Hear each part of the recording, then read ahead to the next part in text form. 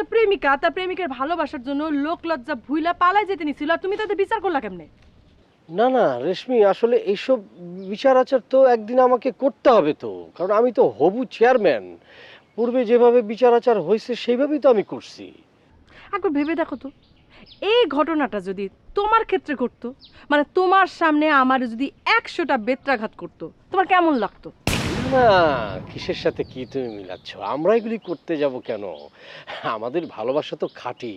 আর আমার আব্বা খুবই উদার মনের মানুষ, আর তোমাকে খুব সে পছন্দ করে তো। আমার ভাই তো তোমারে মোটেও পছন্দ করে না। সম্বন্ধ এক পক্ষের পছন্দ হইলেই হয় না।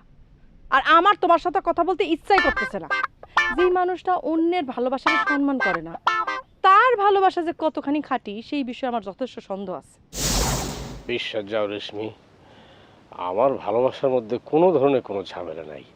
সত্যিকার অর্থেই তোমাকে আমি ভালোবাসি, 100% খাঁটি ভালোবাসা যাকে বলে।